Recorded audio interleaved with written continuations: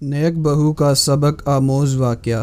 میں ایک جاننے والے کے گھر گیا تو وہاں ایک بڑا سبق آموز قصہ رونما ہوا جو آپ کے گوشے گزار کرنا چاہتا ہوں۔ میں ان کے ڈرائنگ روم میں جا کر بیٹھا تو کچن ڈرائنگ روم کے ساتھ اٹیچ تھا، جس کی وجہ سے کچن میں ہونے والی گفتگو کو تھوڑا غور کرنے سے سنا جا سکتا تھا۔ دو خواتین گفتگو کر رہی تھی جس سے مجھے اندازہ ہوا کہ یہ دونوں اس گھر کی دلہنیں ہیں۔ ان دونوں کی گفتگو نے مجھے ایک بہت بڑا سبق سکھایا۔ ایک خاتون دوسری سے کہہ رہی تھی کہ تم پر کتنا ظلم ہوتا ہے، سارا دن تم سے گھر کے کام کرواتے رہتے ہیں، ہر کوئی تمہیں نوکر کی طرح سمجھتا ہے، شاید اس لیے کہ تم مڈل کلاس فیملی سے تعلق رکھتی ہو، اور مجھے دیکھو گھر میں سارا دن رانیوں کی طرح راج کرتی ہوں، کوئی مجھے کچھ نہیں کہتا، جس کو کام ہوتا ہے وہ تمہیں کہتا ہے، تمہیں ان لوگوں نے گھر کی نوکرانی بنا رکھا ہے، تم اپنے شوہر کو کیوں نہیں بتاتی یہ سب؟ دوسری خاتون نے انتہائی خوبصورت جواب دیا۔ اس نے کہا،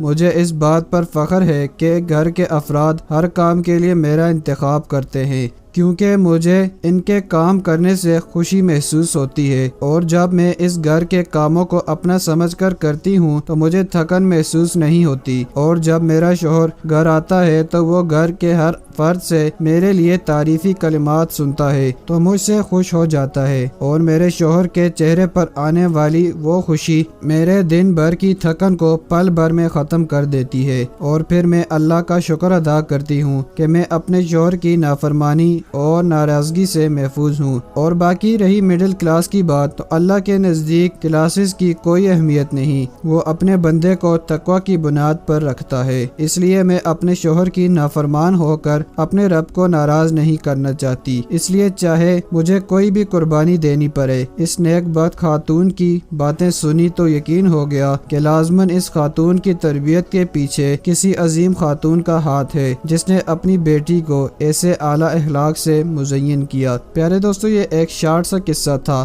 اگر آپ کو پسند آئی ہے تو لائک ضرور کر دیں، اور اگر آپ میرے YouTube چینل پر نئے ہیں تو چینل کو سبسکرائب ضرور کر دیں۔